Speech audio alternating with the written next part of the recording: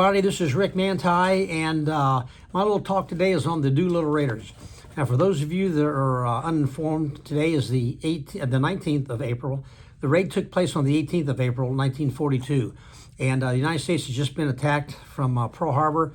Morale was very low, and the Japanese were winning everywhere. The Germans were winning everywhere, and it really looked bleak for the United States. Morale was very, very low.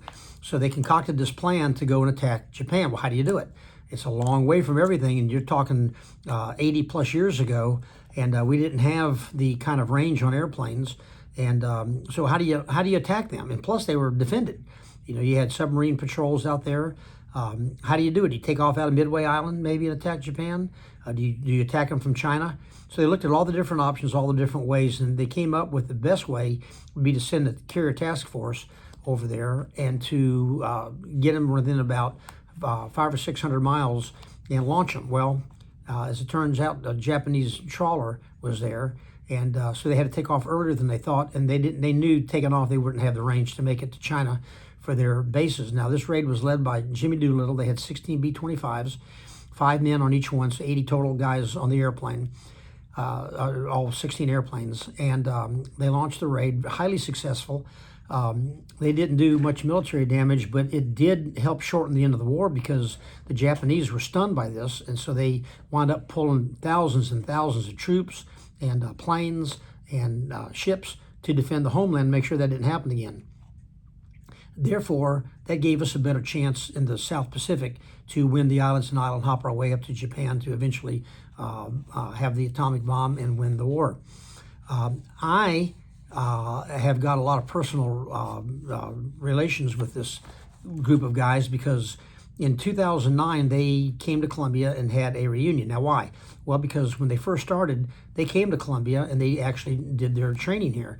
And then from here they went down to Eglin, and then from there they went to San Diego, got on the boats in San Francisco, and sailed across to attack Japan. And they kept it very hush-hush, very quiet. And today, I don't know you could do anything like that. I don't think you could pull off something like that, but they did then. And they used B-25 Mitchell bombers, which was a pretty new plane at the time when they did it. The raid killed 50 people and injured over 400 in Japan. And a lot of those people that were killed were women and children. And of course, the Japanese seized upon that, failing to remember that just 4 or 5 months earlier, they attacked Pearl Harbor and did the same thing, except on a much larger scale. Something that when I was preparing for this talk that I wasn't aware of is that the Japanese were so incensed that this happened that they wound up killing 250,000 civilian Chinese over this and 70,000 soldiers, Chinese soldiers. They were so, you know what, about the fact that that raid occurred. Where I come into it is in 2009 they had a reunion here like they had most years before they all died. They've all passed now. The last one died in 2019. And there's Robert Cole. He was the co-pilot for Jimmy Doolittle, and he's one of the guys that I flew in my Stearman. And I'd like for you to see this picture. I'll do it the best I can. Here's a memento that I had from that day, whenever they came.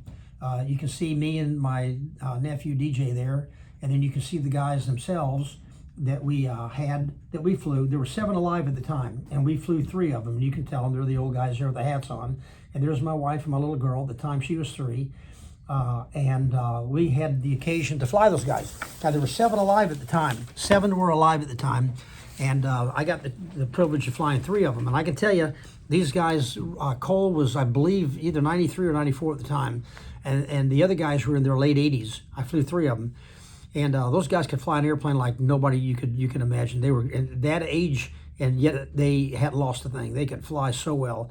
And they were very gracious in talking to me and DJ here. And we had my wife bring them up to the airplane with a red carpet we had snapped out, and they got out of the car, back seat, and we treated them like royalty, as they were. And so that was a very good day for me, and I'll never forget it, and that's why we have those pictures. But today, I think about those days, and of course, that was 15 years ago, and I think about that. And I'm so honored to have met them and known about them. And I look at what I wasn't alive when this thing happened, but all the people that were have told me that it was so important at the time. So cherish your freedom, realize that freedom isn't free, and until next time, take care of yourselves. Bye-bye.